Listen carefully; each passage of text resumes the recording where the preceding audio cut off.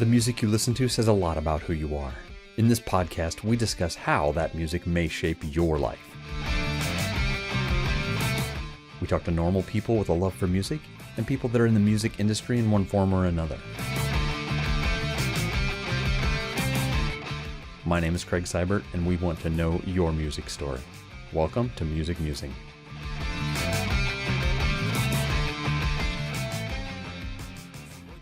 Welcome back to Music Musing. Got Brent Schlenker on the line again. We're continuing our series of painfulness. I don't know. Are we ready to prepare to call it that at this point? This week, anyways. I'm still enjoying it. I really am. I know I picked one that didn't have a lot, unfortunately, of covers that were involved in it, but I know that we still pick some good ones out, and it's still going to be a good conversation. But today I'm actually going to do this as a half and half episode. So we'll actually talk about the song that we picked for the first half, and the second half I'm going to really kind of start the whole idea of what Music Musing is going to become, which is me interviewing people about how they feel about music, how music's influenced their lives, how they grew up with it, how it got them into where they are about music, and how they feel about music. So I think I'm going to start with Brent, and we're going to just hit him with a couple questions and see what we can come up with and do an interview. He'll be my guinea pig for that portion of it. I'm a good today, guinea pig. Yes, a good guinea pig. But today we did pick Johnny B. Goode as our metal rock cover from different era time frame. And what was your initial take on this? I was hoping for more. Let me just put it that way. I assumed there would be more, but well, technically there's probably the same, but a lot of them are live. Exactly. So this is the part that I ran across was it's a song that everybody knows. So I think every band that needs an extra jam tune will throw it in during like an encore medley or something like that during a live set, but they play it pretty straightforward. And so there aren't that many bands out there recording their own take on the song. Right. Yeah. So, and well, there's some, just not a lot. And some of the live ones were pretty interesting, though. I think they definitely are going to have some conversations around them at this point. But so again, we're looking at an iconic song. We're looking at a song that was written by Chuck Berry and performed first by Chuck Berry. And you could honestly probably say in many walks of musicians and musical loves for music that he started rock and roll, that he basically got rock and roll off the ground. I mean, when you listen to some of the songs he wrote, they really have that vibe of a little bit of punk, a little bit of rock, pulling in from the blues. And it's hard to deny his influence on the music industry, period. Yeah, I think of it as like what it must have been like for people to hear it. Like you have to kind of separate yourself at times because we listen to it now and we're like, oh, it's so tame. It's so just, it's, the technology wasn't that good and he's not really that loud and there isn't really that much going on there, compared to today. But if you go back in time to what was going on back then, he was out of his mind. He was just nuts, probably, is what everybody was thinking about him, right? This guy was freaking crazy. And, and which I think is what made him more that's a perfect segue. Yeah, exactly. But that's a perfect segue into the first one I want to talk about, which is the one from Back to the Future, which everybody kind of goes to. It is an iconic scene in a movie. It's from an iconic song, and it kind of tells a fake history of behind the scenes of how that song came about, quote unquote. And, it's on our list of ones to watch, obviously, because it's the song. It is an actual recording of the song. And if you haven't seen it, we'll put the links up to everything on there. But him going into the solo at the end, is obviously he's way ahead of his time. It's a person from 1985 going back to 1955 and playing, metal and shredding like Eddie Van Halen. I am still enamored by this video every single time I see it. Every single time I either watch the movie or this happens to come up on a cover list, I still love that entire scene. And take it away. Yeah, because well, of course we all do. Me and you. You of course have had the pleasure of playing on stage with big venues in a band and doing that. But a lot of us still just sort of never made it out of the garage or the maybe someday we'll get there and we're jamming, or we tried and nobody liked it, right? Or nobody liked what we were doing, or nobody liked the sound. And so that movie, I think, just really, that particular theme struck a chord, I think, with a lot of people, and they chose the perfect song, the perfect, Oh yeah.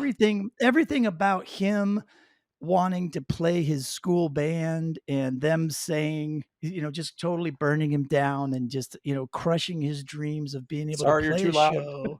Yeah, right. Yeah. You're just too darn loud, you know?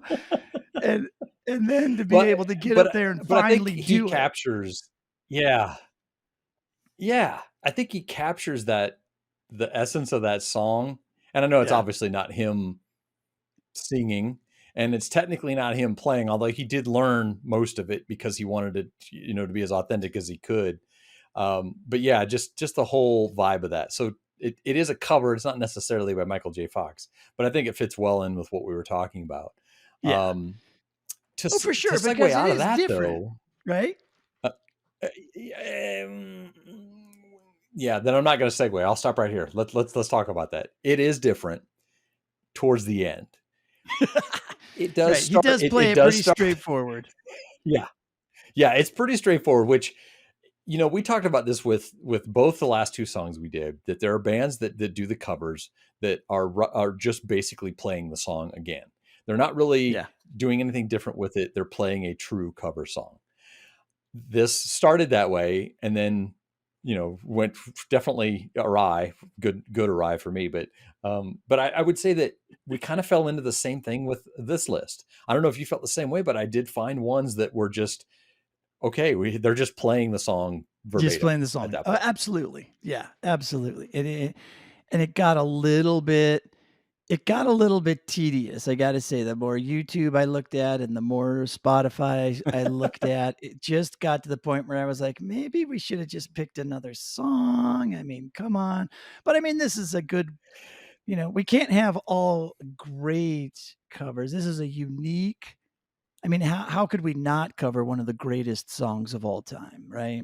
I mean, Yeah, I'll tell you, I mean, at the risk of going off on a total tangent, I don't know if I put the link into the spreadsheet, but there is a recording that I watched. Oh, I did at the very top. Chuck Berry, 1958. The thing that struck me the most about that recording was he does not do the intro. It's a different intro. Like the right. original, he doesn't that lick that everybody knows. Like you Yeah, play the first bar or two of that song and everybody knows what's coming next and they're ready for it. In 58, that lick wasn't in there yet. right. And I mean, but the recording it is. I mean, when you listen to the recording, it's there. But yeah, when you see that, when people went to see him live or something, it wasn't there yet. Yeah, he Um, didn't put it yeah, in. I think that was another thing that stood out. It's kind of like the pause in at the end of "She's Got the Look" that I always talked about in the last one that a lot of people Yeah. didn't do. Some of the people did it. Some of the people didn't. Some of the bands that I listened to, that on this list did that intro, and some of them just kind of skipped it as well. So I guess the question is are they being more traditional by skipping it, or or are they being more true to the song by not skipping it? I don't know. Right. Either way. Well, I know, and Uh, some of them are just they take uh, a slightly modified version of yes. the intro, right? Or slow it down a little bit, so that I don't know if it's so that it's easier to play or so that it's just they can do it a little bit more cleanly. I guess there's a lot of different reasons why people would choose, how to do it. As long as they get the basic lick down, I'm sure, the audience typically doesn't care, you know. Yeah, like But the Judas Priest one is one I've heard, a good chunk of my life because I was really a sucker for the '80s movie that it was kind of written for. actually called Johnny Be Good as well. And they kind of did that intro, but change it up just a little bit, just, Yeah. slightly enough to, make it sound a little bit different. And Rob Halford does an amazing job on the vocals, and they Yeah. change up the rhythms slightly, right? In how he Yeah. sings it. It's a little bit. And I'm not even sure. I haven't listened to it recently. I want to say it's just a little bit off the beat, or well, it let's just do this. on a different Let, let, beat. I don't. let's pause. Let's pause and Okay. let everybody else let's listen to it. And we'll go listen to it too. And I want you to pay attention to the chorus, because I'll tell you what's different about the chorus and why it made it sound different to you. But let's pause for a Ah. second and go back and Okay. listen to it. All right. Cool. Okay.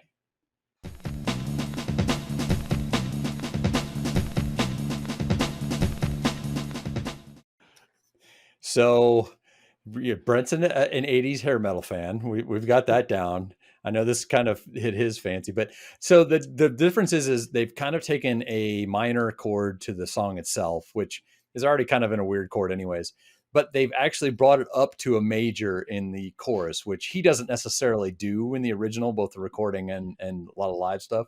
I think that's Yeah. where it might be throwing you off a little bit. Is it's that much of a difference where they've really taken an idea on the chorus and made it their own and made it more of an 80s rock song at that point. Yeah. Well, I mean, it's great. I mean, to hear any song that can do that well in their tune, it always ends up having a really good feeling, right? It's like it's Yes. like that. There's that build up, like you said, that's very minor, but it's jamming, it's moving. You're still feeling good about it, but then all of a sudden, when it makes that shift, it just totally takes it to a whole nother level. It's a very cool technique. Yes. Yeah. And I think that's what sets it apart from some of the other ones. You had Johnny Winter on there. We had our friend Leo who does metal covers, and even John Denver, which okay. But I I think thought I that would think a be a lot of good one. those, yeah, we'll talk about that in a second. I'll get there. But I think a lot of them didn't really take that change in that sound very far. They kept with the original chords and everything with him. The Johnny Winter was one is okay. The Elvis one it's Elvis. I mean, Yeah. It's he's got a backing band. He's got a backing band that's really good. I mean, they played yeah, the song really well, but he's singing it like Elvis. And I think right. that's where kind of fell on the Hendrix one too. Is I just felt like it was the same song, but Hendrix. Hendrix Yeah. obviously played a lot faster speed, but I think it was just really not. It was just more him singing a classic song. So Right. Well, yeah, I mean, well, you take Jimi Hendrix and give him any song, and it's gonna just sound like Jimi Hendrix, right? I mean, yeah, he's not going to make anything sound like it's originally written or recorded no, he's just for gonna do it sure. however he feels it. His guitar work was really tame in that, though. A lot more tame than I kind of expected. I mean, his solo was a little bit more bluesy actually than a lot of the guys we listened to on this list. But his Yeah. solo was pretty tame for a Hendrix solo. I was a little let down on that one. Well, I mean, maybe it got thrown into the set at the last minute or whatever, and they were just kind of winging it. Could be. You never really know with that kind of stuff, right? I mean, So it's let's talk about like John Denver. My okay. my comment was no. My comment just in the box was no. I listened to it, but no. Wow. I couldn't believe you put it in there. I just had to because I thought, you know what? If they're all going to sound the same, sort of, we have to have some variety and talk about different things. But here's the interesting thing about all of this, right? Like maybe this Yep. wasn't our cup of tea, but for such an iconic song to have such a vast array of different types of musicians throwing it into their live set or doing a studio recording of it really says a lot about a song. That's a really good point. A lot of the other two songs that we've done, they didn't stray very far as, it was rock and metal. And Yeah. like I think we had Fish on one of them, or Really Big Fish is on one of them. But it was still it was their ska version. But yeah, there wasn't like a John Denver or an Elvis or What was one of the other ones that was I put it on there last and you didn't get to actually hear, but the Beach Boys. There's a live Yeah. version of the Beach Boys doing it, and yeah, the variety of cover genres of this song. Yeah, that's a good point. Very good point there. But I mean, I guess the other reason is, I mean, heck, it came out what 30 years earlier too. The you Yeah, know, true. so there was a lot more opportunity for it to become the iconic song that it was. You know, you take an 80s song and you get a bunch of metal guys to cover it. There's a whole totally Yeah. different vibe going on there. So, Like, like, what one in particular stood out to you as something that you really loved, that you really just got into, other than other than the Judas Priest one?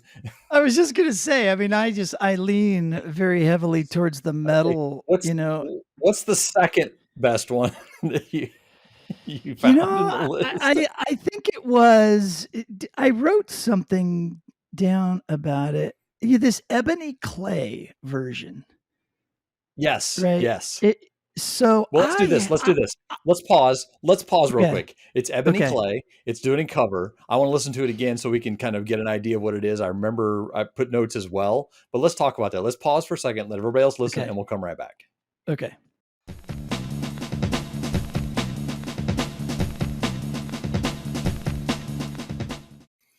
So, okay, yeah, the notes I wrote down on this are basically exactly what I felt. It's not technically a cover. She's playing with a backing track, but okay. So I've tried to play this song. When I first started learning guitar, I wanted to learn this song obviously because you want to learn this because it's Chuck Berry. I mean, why wouldn't you?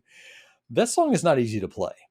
Oh, right. When I watch, yeah, when I watch him play it, Chuck Berry play it and sing, obviously he's got a lot of times under his belt playing it. And obviously, this person didn't, Ebony Clay has probably played it a few times just to get familiar with it as well.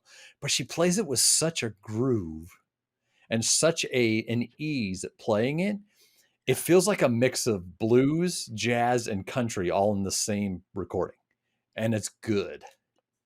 Yeah. I mean, it struck me. It was so perfectly, it was so well executed technically. Like you would have heard Yes. extra strings being plucked if it was me trying to do it, right? Like Yes. technically I could do it in my room with my amp playing to a backing track well enough to make myself happy and feel like I could play the song, but I would never be able to make it as clean as she did it. Yeah. And you're right, the feel that she has and the timing. And yeah, maybe she was listening to a click track, maybe it was the backing track she was listening to that kept her in the pocket like that. But whatever in the hell it was, she crushed it. And then when she gets up there and sings, like I was ready to turn it off. I was literally, as soon as I watched it, I'm like, oh my God. She read the tabs on the guitar Yeah. tab site for Chuck Berry, and she just learned it Yep. exactly note for note. But then the more it went along, the more I was like, okay, yeah, maybe note for note, but there's something really cool about how she's doing it and how well she's Yes. executing it. And then she opens up her mouth and I was like, "Oh, what? Wait, what?" And it wasn't, and I again, it know. wasn't I anything was a little super, shocked too. it wasn't like it was anything unique. Like she wasn't growling, she wasn't like being Yeah. heavy metal, she wasn't doing a totally different genre or anything. It was just, I don't, and it could have been the way she produced it. I have no idea what it was. And maybe it was the mix of watching her play and then seeing her be able to sing while she's playing. I don't know what it was, but something struck me. That's all I can say. Yeah, it did me too. And I think that honestly, I didn't look at any of your notes before I actually went through these and kind of listened to them myself. And I did get to this one and did the same thing. That's the only one I put all caps, so groovy, because I really felt the groove on this song quite a bit. Yeah. It was just amazing. And I think that, if you if you flip the coin on that and listen to something like the No Effects one you put in there, which We'll get to in a minute. no, we're gonna do it right now because we've talked about Ebony Okay. Clay enough. So the No Effects version, you put all sorts of wrong. I put no's, like 5 no's next to each other, so it's bad. It is basically them screwing up the song and then calling themselves out on screwing up the song in the recording.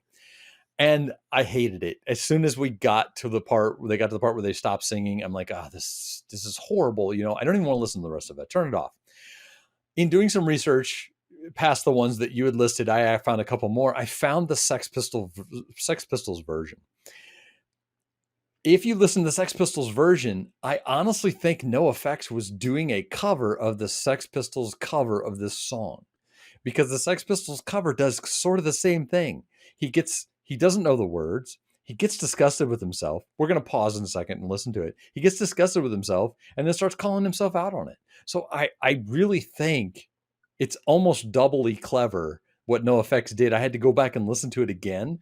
I mean, it's not verbatim, obviously. The words aren't, synced up with each other, and he didn't say the exact same words. But the whole idea of what the Sex Pistols did is what NoFX did, I'm pretty sure. Interesting. Let's pause. Okay. Yeah, let's pause and listen to the Sex Pistols one and see how you feel. So just we'll pause for a second.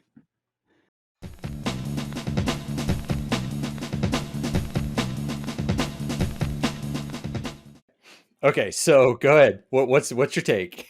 I was just going to say, so had I listened to this first, I would have listened to it all the way through, because I know the Sex Pistols and I've listened to their stuff, and I like their sound. So this wouldn't have bothered me at all. But a random cover band just doing it like that, I didn't get it. I didn't get what they were doing. But Jesus, if it's the Sex Pistols, some producer just hitting the record button when they're goofing around in the studio and picking up something like this is gold, Well, right. That's right. So, but that's what I said. Does that make the NoFX one more clever for you, though? If they were actually intending to do it as a cover of the Sex Pistols cover. Perhaps. I mean, maybe if they're like a local gig band and they do mostly old classic punk rock. NoFX has been around for a long time. They're a pretty big band. So I don't know if you've ever heard of them, but they're a really big band. I don't think I have. Yeah. I don't. Yeah. No, they're a very popular. This is off of a really rough cut album of like behind the scenes stuff and then you're right. I think you nailed it. I absolutely think that's what they were doing then. There's no doubt. I was pretty happy. I hated it, but I had never heard the Sex Pistols one either. And then when I was looking through stuff and I pulled it up, I'm like, wait a minute, that's like the same thing. Yeah. That's a really, really good find, and a very. Yeah. So I'm sorry for being so negative on NoFX. Okay. So let me switch gears. I'll talk about one more, and then I'll hit a couple small points, and you can hit a couple small points on some of the other ones. But as you see in my notes, I did what I normally do with AC/DC, and I wrote a book about what I felt about this song. I knew you'd like that one. Yeah. I had blocked this out because the first time I heard it, and I'm talking, dating myself here, decades ago, I didn't like this. I hated the fact that AC/DC covered this song, because I was a true AC/DC fan. Didn't want to hear this. Didn't want to hear them having anything to do with a not rock blues cover. That's the way I felt at the time. Yeah. So reliving this back, I'm glad I did. I'm really glad you put it on here. As soon as I saw it, I'm like, man, I totally forgot they did this, and I know why I forgot they did this. But in playing it back, it was really rough the first 30 seconds. The first 30 or 45 seconds, it felt like they weren't in sync. But they weren't. No, you're absolutely right. No. Like something happened during that recording, during that particular show. I guarantee you they fixed it, on whatever tour they were doing. But that particular recording, they were not grooving. They were not in the pocket. There's a whole lot of nothing going on. They got in the pocket about a minute in. Yeah. And I mean, Angus is Angus. He plays blues. Most of the stuff he writes, him and Malcolm wrote at the time, were basically based off of a lot of 12-bar blues, and his solos are really heavily based off of pentatonic blues scales, which is cool. I mean, they make a name out of themselves doing that. But I wrote the notes in here. AC/DC, based off this recording, AC/DC missed a good opportunity to be a punk band. Yeah. I saw more jumping around and thrashing and wanting to break things in that video than I ever have in any AC/DC video. And I was a little shocked that I hadn't revisited this at some point. And I'm so glad you put it on here. No, good, good. I'm glad you liked it. As soon as I saw with Bon Scott, that's when I was Oh like, yeah, this is yeah. going on no matter how good or bad it is. I hadn't even Oh listened yeah. to it yet. I just saw AC/DC with Bon Scott, and I'm like, "Yeah, it's in. It's in the I was list." sold. I was sold. Yeah, you had me sold on that one. A couple other small things that stood out for me is Angelus Apatrida, whatever. We'll put the links to it. You can go look it up. I love the fact that they actually kind of took the solo from the Back to the Future version that he did with the tapping and the really weird scaling, running and stuff, and made that their solo. I was really it really put a different spin on that particular cover, that they were covering the song and then kind of took his solo from that as well. And then they did Yeah. a double time at the end, and I love it. It just broke me up at the end. That was awesome. Well, they were one of the pure metal bands that gave it that metal Yes. feel. Yes. One of those versions that actually did a really decent job of that, which I thought was cool. Yeah. The other one I'll point out, and then I'll let you hit a couple, was uh Andragoni A. Andragonia. Yeah. Andragonia. Well, okay. It's a very, very long version. Yeah. You put some notes in there too. I'll let you talk about too. It's a very, very long version, but I had to go back. I almost listened to it completely through a third time. I listened to it twice completely through. I almost went a third time to go completely through. It's such an interesting cover. They really made it their own. They really took and inserted a part of themselves into the song and created like another part of a song inside of it. And I was Yeah. really impressed with how much care they took in still keeping the idea and the feeling of the old one, but really made it themselves. It's the one that stood out to me the most. Yeah, that's what I was gonna say. I think in going back and looking at my notes, and of all the ones I listened to a lot, when I first started listening through all of them, I wasn't even taking notes, but this one's the first one that sort of drove me to, "Oh, yeah, I need to write some notes. Like, I have to remember this one." It was yeah, Right. it definitely the one that impressed me the most. I hadn't, just some sort of parting comments. I totally had Sure. forgotten about Frank Marino, Mahogany Rush. I mean, that I remember, my cousin introducing me to Frank Marino way back when I was a kid, and so that just took me back. That was some old school blues rock stuff. So, um, There's a lot of solo in that one. oh yeah, but they were so again, they were one of those bands that Yeah. used the tune The jam band. as a jam song, right? As a totally just they throw it Yeah. into their set just because if the audience is grooving and loving what they're doing, then they just stretch it and they just keep rocking and letting Yeah. everybody enjoy it, which I thought was just super cool.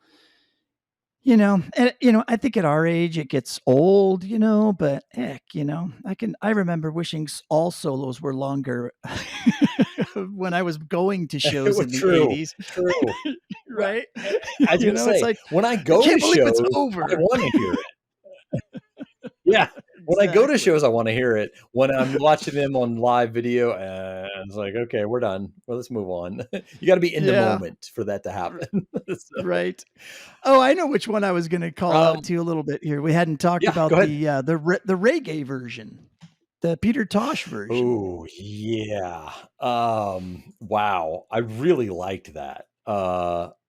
I like the fact that they did him and some of the other bands also did the same thing where they kind of inserted their own changed the lyrics kind of fit to what they're doing, Yeah. but they did it a lot more prevalent in that song than any of the other ones. That they really took some of the lyrics and changed them to fit their genre and their feel or their location. What stuck out to you on it? Just changing the whole entire rhythm to a reggae rhythm just really sort of blew my mind. I'm like, "Huh, all right. And they did it I so didn't think well. this would work. I really didn't think it would work." Yeah, And it yeah. did. I really thought that if you take the blues out of a song like that, you're going to lose it, but it Yeah. didn't. It came off really well. Yeah. I mean, there's really everyone's just got to go listen to that particular version. If you have Yeah, if you're a big uh, you know, reggae fan, I'm certain you've heard it. I mean, Peter Tosh is a classic in that genre, and yep. and him doing that song, I'm assuming is a pretty big deal in the reggae world. But I mean, I don't know, maybe I'm wrong. Maybe that was just like a B-side back then and No, nobody really cared, but it's I well, there's another podcast that I work with occasionally. You're Not Listening podcast, and I love those guys to death. And they, these are the type of songs that they would listen to. They would pull out and go, "This is a great song. You should listen to it." I mean, you're right. It is. It's if you like the blues version, at least listen to this. Give it a yeah. shot because it will change how you feel about that song.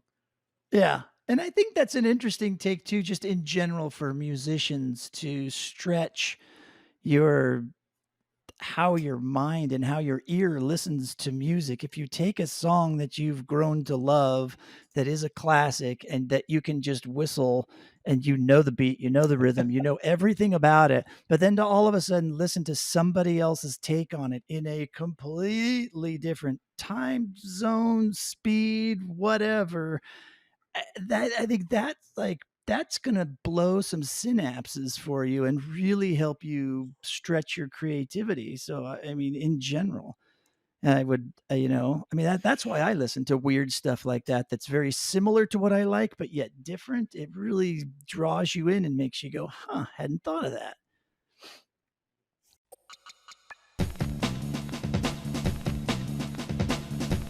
I love creating a music musing podcast. It lets me see how music affects people in different ways. We're always looking for interesting guests, so if you know someone in the music industry or someone who really has a great music related story, reach out to us at musicmusingfeedback@gmail.com. This podcast is produced out of my pocket, so if you want to help with that process, we also have a Patreon at patreon.com/musicmusing. You can join for as little as $1 a month, and we have some cool behind the scenes pictures and stories, and even a sticker. You could even co-host a show idea that you have rolling around in your head. And lastly, please leave us a great review on whatever platform you listen to your podcasts on. It helps us reach out to more people who may enjoy these conversations. Thank you for your time, and back to the Music Musing podcast.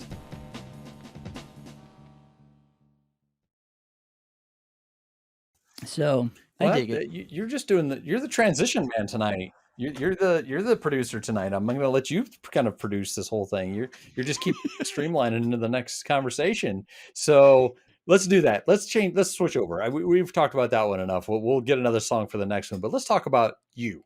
Let's talk about music and how it's been in your life. Because obviously, we made a connection a couple of years ago through learning and development and our professions, but it's obvious like people like you and like Mike Simmons are interested in music. You love music. That's why I've either had you on or been on with you, been on with Mike and talked to Mike about it. And so music is a part of your Yeah. life.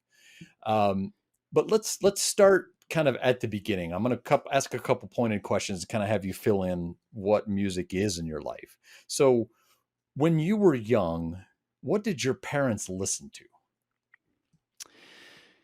So, I grew up in an extremely Lutheran household.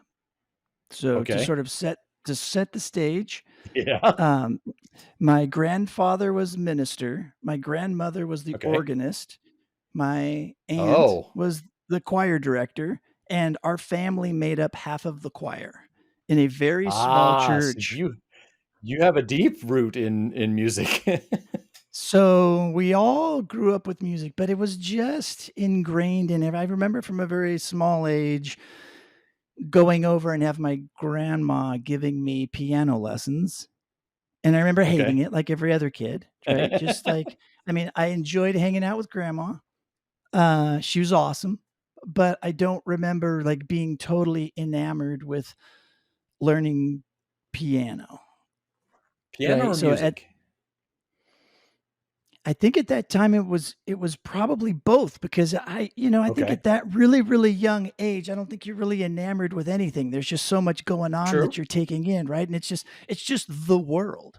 So when Yeah. you wake up in the morning and your mom is singing, you don't you think everybody's mom is singing in the morning, and that's how everybody wakes up in the morning, is that you wake up because you hear your mom singing gospel songs or show tunes or something like that. And my mom was a teacher and a substitute teacher at times. And so, we'd come home and she'd be sitting on the piano singing, or she'd be playing her flute. Right. And so as a Wow. kid, when we started school, that was the first thing. What instrument are you going to play? Right? That was always the question asked, all of Yeah. us. It was which one would you like to play? It wasn't would you like to play music or not? It was which one are you Pick which one. one would you like to Pick one. play? Okay. And so, I mean, obviously, right, it was the church music that really got me and everybody in our family really into music and just listening all the time. And Okay. and so we're either prepping for the next week's church service, or we were in. They started a kids choir, so we were on the kids choir. We sang in musicals. We put musicals on at the church and at other churches, and so I was singing at a really young age, and I couldn't sing a lick right now, but as a kid, I apparently was pretty good at it. Those rebellious Well, when years you're in a totally group ruined of me. kids and all the kids are trying to sing, I mean, you're kind of all good at it at that point because Yeah, you well, are mixing and, people. I did some solo work in some musicals and stuff. So some of the Amal and the Night Visitors is a sort of a classic old school Yeah. Christmas tale. Yeah. I was Amal in that. I did Godspell. I actually just Wow. got the video digitized, and it's mildly embarrassing. So I don't think I'll be publishing We'll that post a link anywhere. to But that on the website. uh, anyways, yeah. So I mean, I started off when we got to the age in school. Don't even remember what it was. Probably what third grade did we start band in third grade? I'm I've not been what's exactly 5, 6, 8 sure. years old. I think I started around 9 or 10 as well, playing trumpet. Yeah, So maybe that's when it was. So my best friend's dad was the music teacher at the school. okay. And so he and Okay. I became best buds. His mom and dad, where he was the first chair French horn in the Phoenix Symphony. His mom was the first chair flautist and piccoloist in the Phoenix Symphony. Wow. And so we would go see their shows all the time and be bored and like sneak out and just cause trouble out in the lobby. But then at the end we would get to go backstage and meet all the people and all that kind of stuff. But it wasn't a big deal. It was just, we were just always in those places, right? And surrounded with that kind of music. So it was classical music all the time. It was church music all the time. And then it was the same thing when you get to school and you're in the band.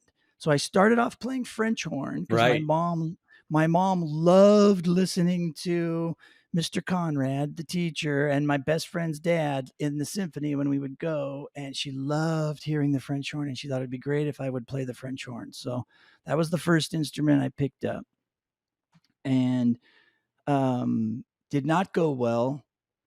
I don't think I stuck with it for very long. I don't even remember what made me want to do it, but I thought the trombone was pretty cool. So I wanted to pick up the trombone. So I picked up the trombone, and I was probably about sixth grade or something like that.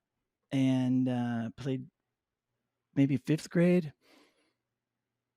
Yeah, it probably was pretty quickly after we started band because we switched schools. So yeah, it was probably fifth grade. Yeah, I probably switched over to trombone in the fifth grade, and then played that all the way through high school. Jazz band, marching band, all that kind of stuff. So yeah, so I was a horn player, so always have an ear for the horn section. And I don't know if you and I have talked about it on other shows, but even in metal, even in good rock songs, I love a good horn section. And So Cake is it's probably a good rooted. band for you. All of it, anything that's got a horn section, yes, the It's my wife. You just described like my wife's love in music is right there. You just described my wife. So you've been around like live music a good part of your life? That's interesting. That's actually Oh going to yeah. change my next question. My next question was going to be geared more around, what they were listening to and how that shaped you. But I have another question insert in there first. So, was there a stereo in the house? Was there a radio, or was there a stereo receiver or a record player or an 8-track in the house? Yes, record player. Okay. Um, and the only So, records we had were classical records, okay. Okay. and we did not listen to radio, Okay. as I can remember. Watched a lot of TV, but no, didn't listen to much radio because my mom just played live. So, Right. you know. So then is there a song that you remember being played on the stereo for, like, not necessarily the first time, but is there one that you remember?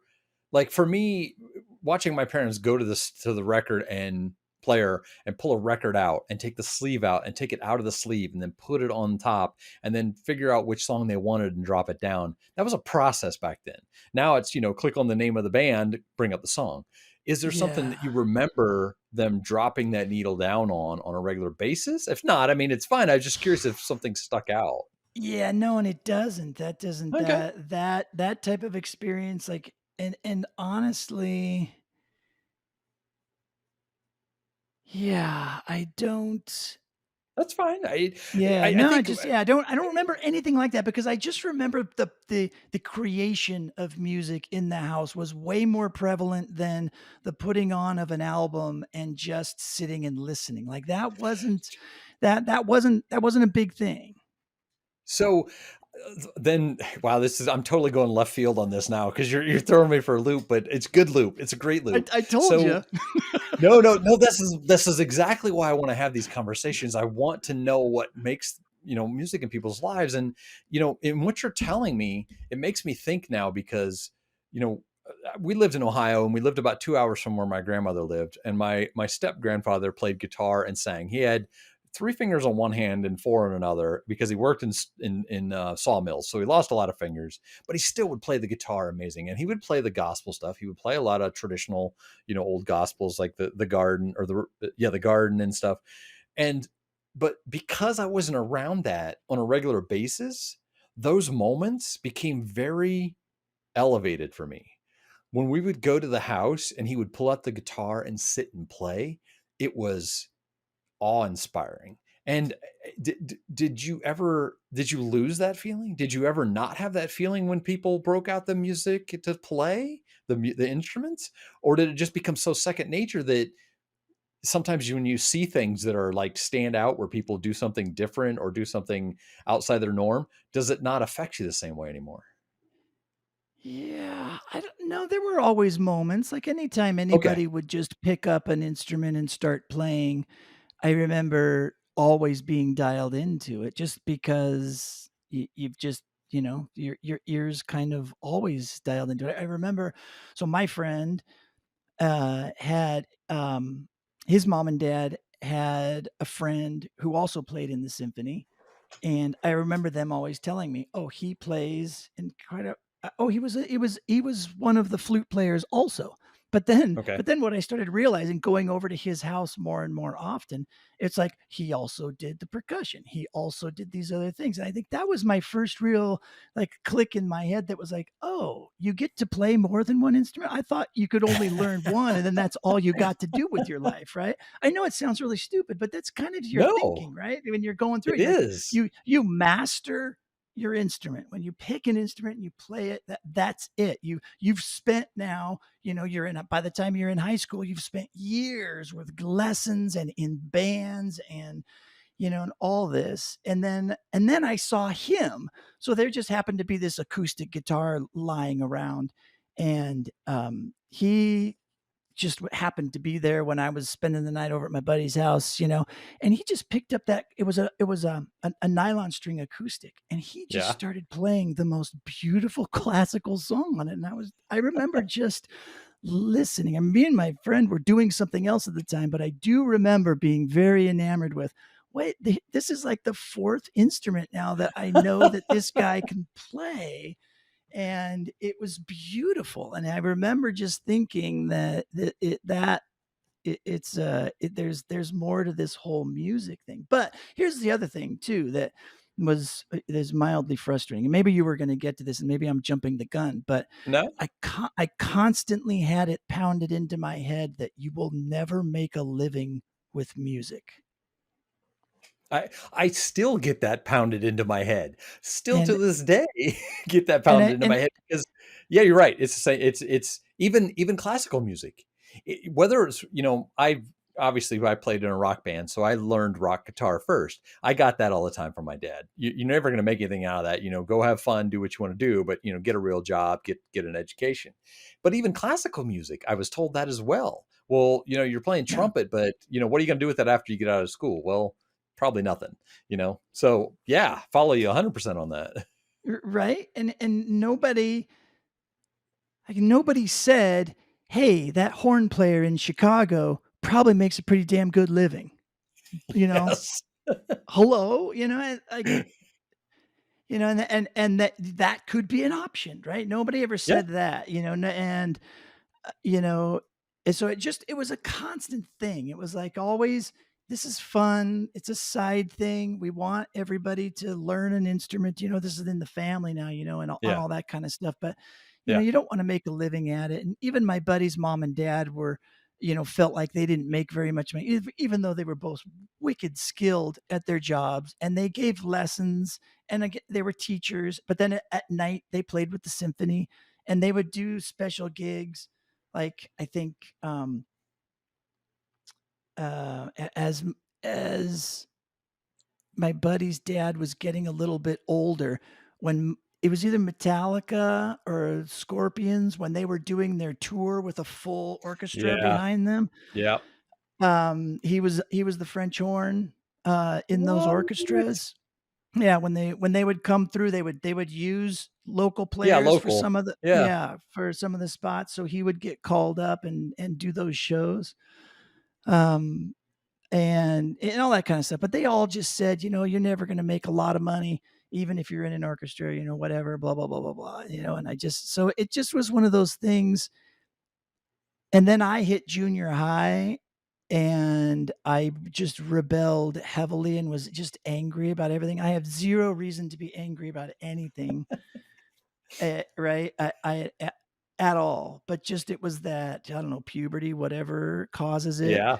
By then I was really good at the trombone. I made like second or third chair state concert band. And so I got called out of class to go and during the practices for this particular concert band. And I remember one day just deciding, no, I'm not going to go. And that was the first gauntlet I ever threw down against my parents, against music, against the trombone, everything. And oh boy, did I stir a hornet's nest.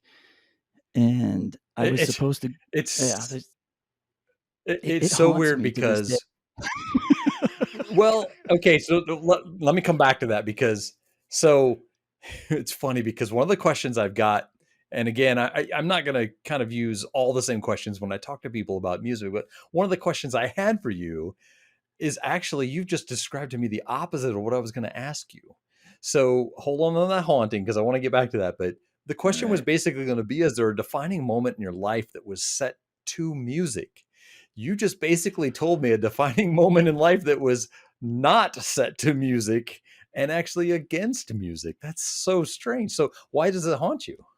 I think it was against the, I mean, fuck the trombone, man. It wasn't cool, It wasn't you Okay, right? that's It was that, and it was concert band, and it was like, I don't yeah. know, Hey, you're in junior high, you got the hormones running, there's hot chicks everywhere, and nobody gives a shit about the kid that plays in the band. you you are 100% describing why I quit playing trumpet as well. 100%. I quit playing trumpet for the same exact reason. I moved to a different school for high school and they had a band and I was wearing a leather jacket and tore up jeans and I was not about to put a trumpet in my face. not Yeah. even close to putting a trumpet in my face at that point. So no, Yeah. I feel you on that one. Yeah.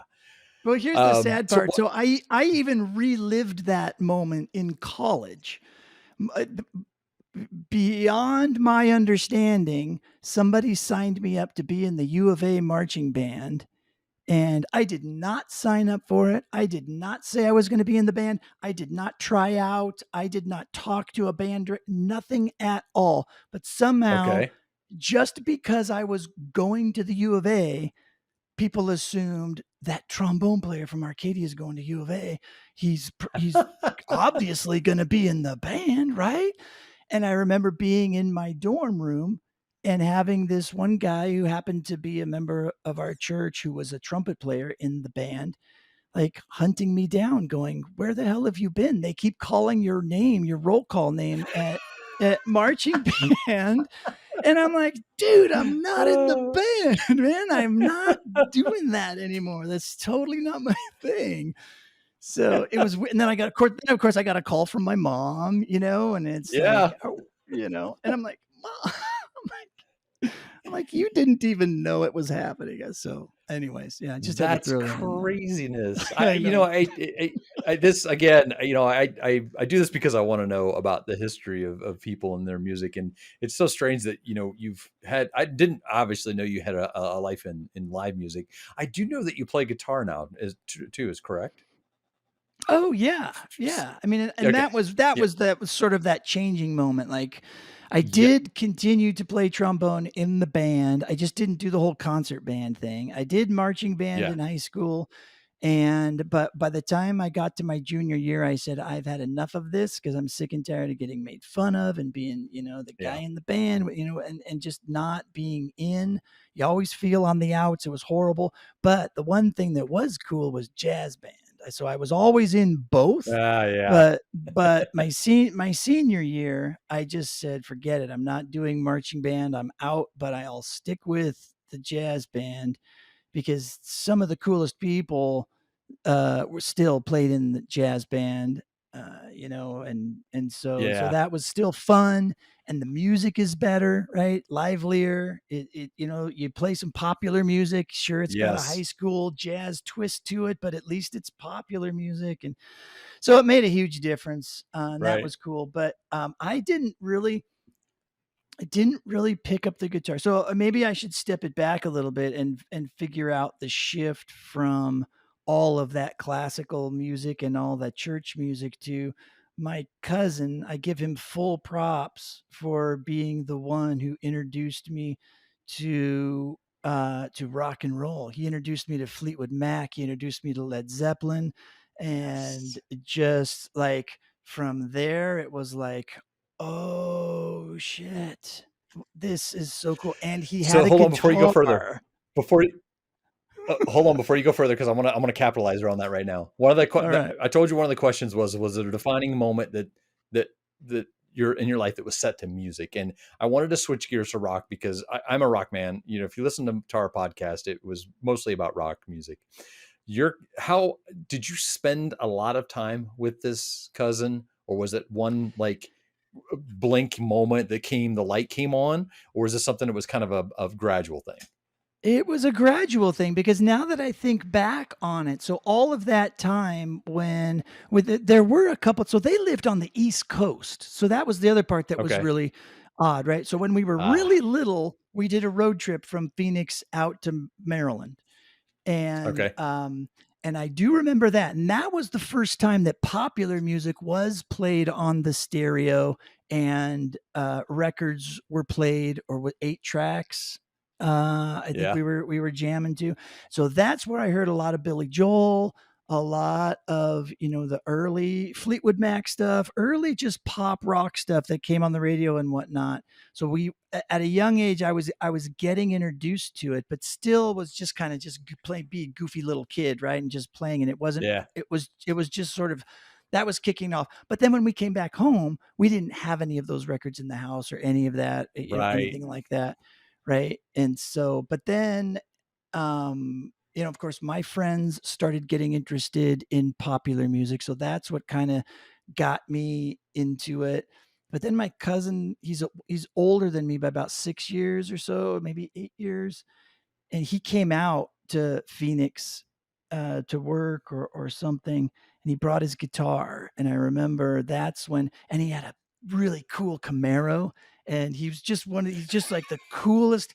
He's the coolest guy. He had the greatest hair, and just like your standard 70s, just cool dude with the bitchin' Camaro, and 8-track cassette player, and we would just cruise to Fleetwood Mac and Leonard Skinnerd, and Had to be some yeah, Journey and in it there just too, right? I believe so. Yeah. Maybe. So, and Heart, there was a lot of Heart there too, just all of those classic rock bands from that time. Yeah. And that's when it really started kicking in. I think I was 16 years old when I bought my first guitar. I Okay. saved up all my summer work money to buy a guitar, not remembering that, oh yeah, I need to get an amp too. Because of course I bought an electric. And Yeah.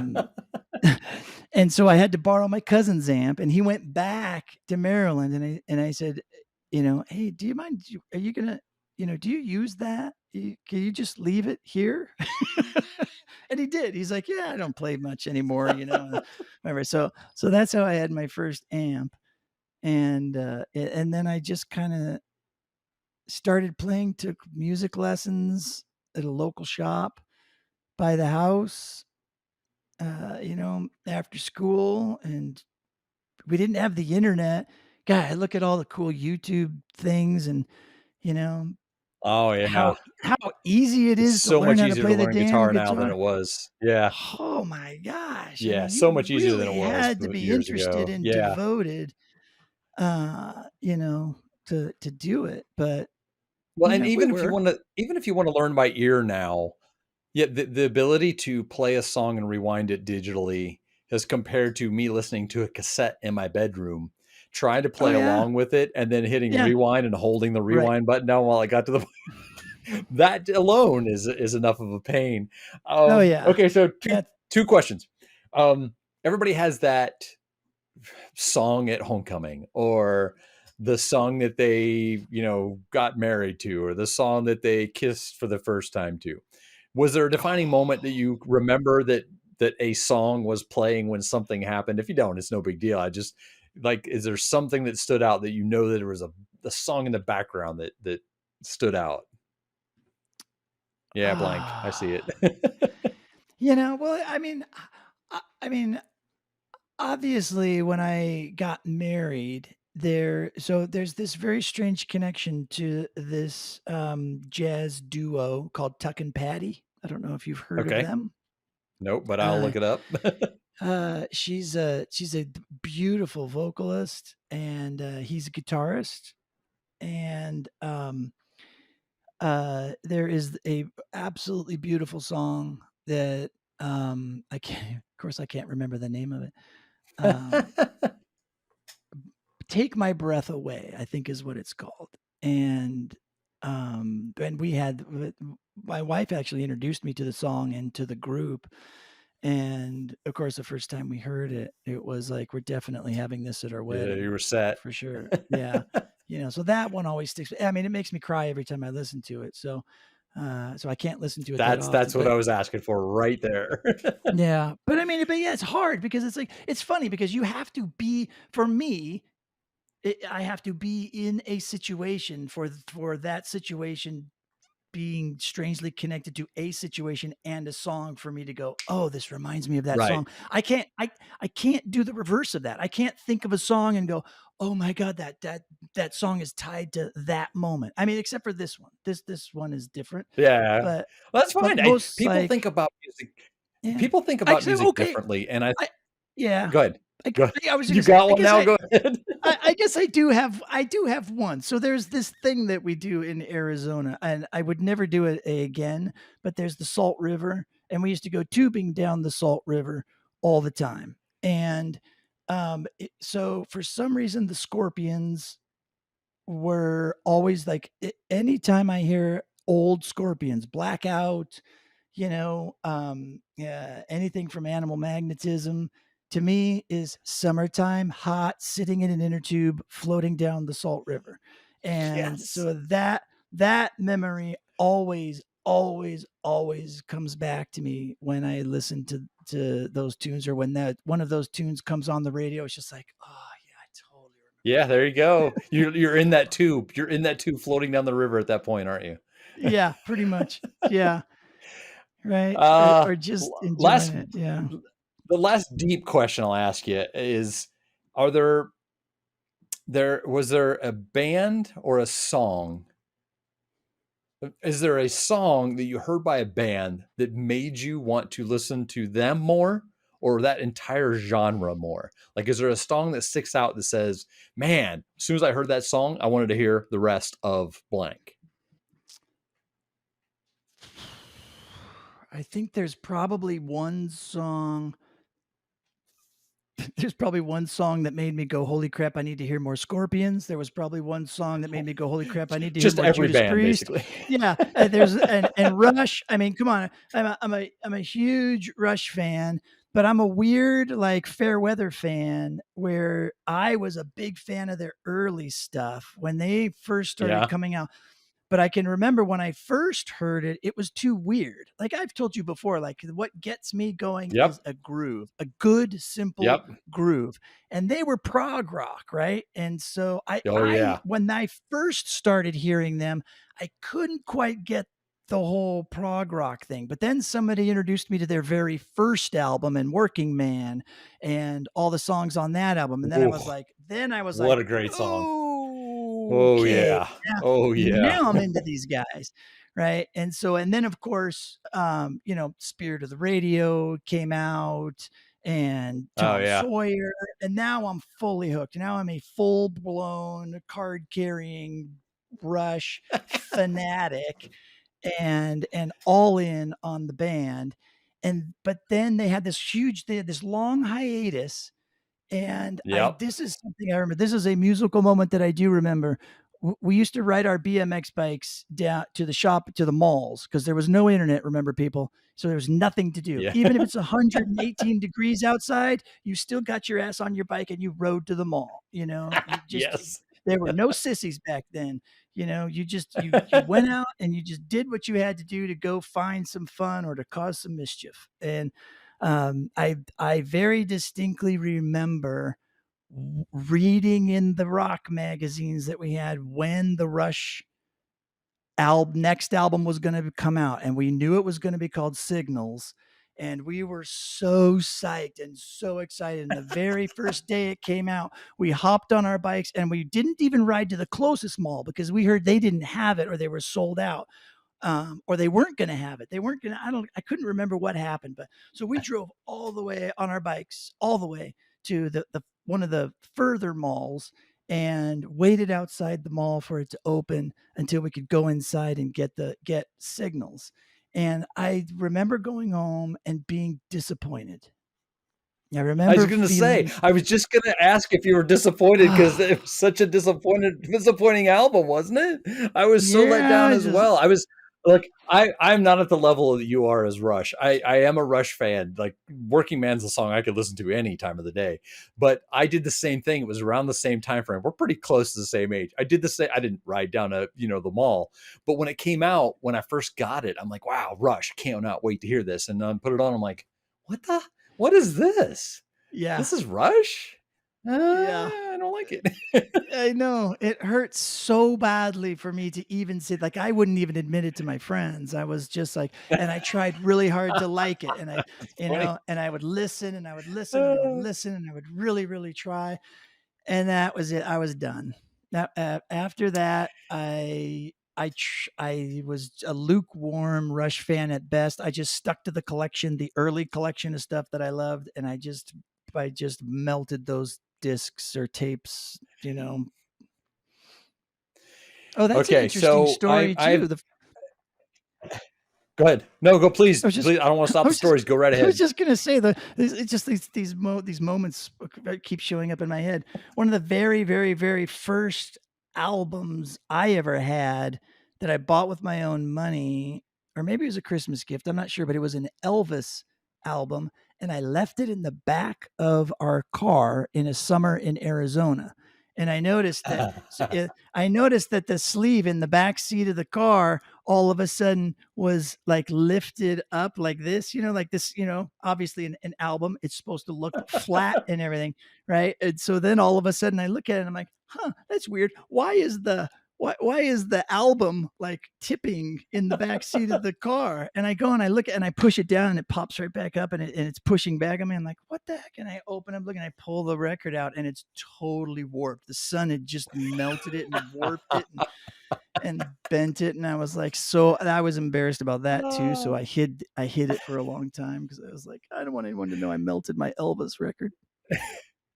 Am I the only one that knows at this point, or was that a story that got told? Or I don't know. I don't think it ended up really being that big of a deal.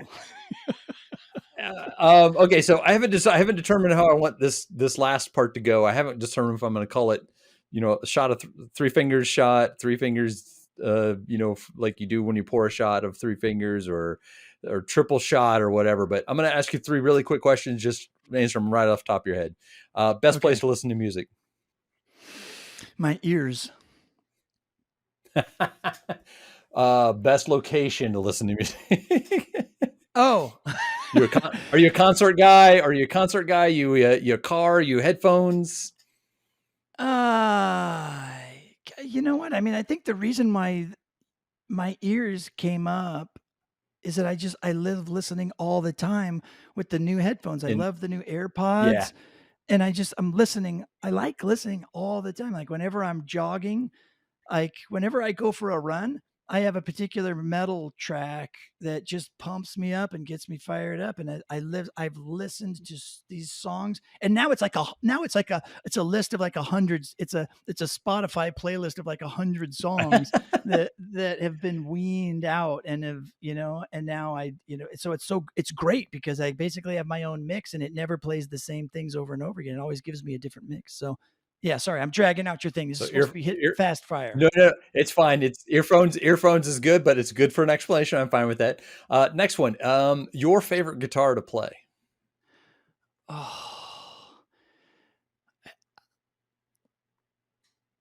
Oh man. Like that I have played or that I would like to play? However you want to answer it. So if a friend of mine brought over a Duesenberg, and it was the most beautiful thing. Oh my gosh, I've been looking at buying one of those recently. It was the most beautiful thing.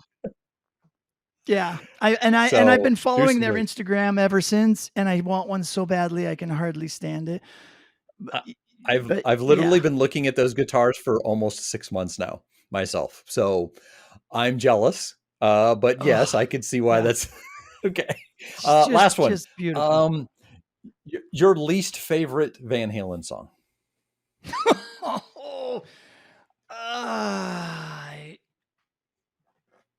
There's so many. I'll give you mine to help. I can't stand listening to Running with the Devil. I love every one of the most Van Halen songs that come on, but as soon as that song comes on, I will turn it off. There's something about that song I just don't like. No, it doesn't have to do with the words, doesn't have to do with the music or the singing. It's just something about that song doesn't strike me right. But it's one of those things I can't listen to. That's weird. Okay. No, that's one of my favorites. I totally dig it. I'll tell you, one of my favorites is "Beautiful Girls." I totally dig that song. It's one that's on my summer tracks. Like I just put together my summer songs. So that hits it. That and "Ice Cream Man," like two of my favorites, right there. But so worse, so there's a couple shitty ones on "Diver Down" that I remember just skipping all the time, or they're really like mellow, and they were just stupid. They were just like, why'd you do that? Should we just say half of Diver Down and put that on the list? Yeah, that works. That totally nails it right there. Yeah, I could live with that. I gotta say, this has been an extreme win for me. I really appreciate you being the first one, and not only have I learned a lot about you, but I've also learned a lot about how somebody grew up in music as a constant. It's weird to think that way because, you know, I play music. My son has probably grown up with that feeling, but I never did. It was such a holy thing for me to go to my grandparents' house and listen to my grandfather play, that everybody stopped what they were doing and did it. It's really nice to speak to somebody who's had that pretty much throughout your life. So I appreciate you being the good guinea pig and going through this. And thank you for being on, you know, in general for the whole podcast. Hey, thanks for having me. I mean, I always love reflecting on the past. So this has been a golden moment for me as well. So thanks for letting me we'll talk have another about it. song. Yeah, no, we'll have another song before then as well, too. So thanks again, Brent. Yeah, I appreciate it. All right, man. Thank you for choosing Music Musing. We hope this story not only gave you a little insight to what music means to someone, but it may also change how music fits into your life. So be sure and drop us a line at MusicMusingFeedback@gmail.com and let us know your music story.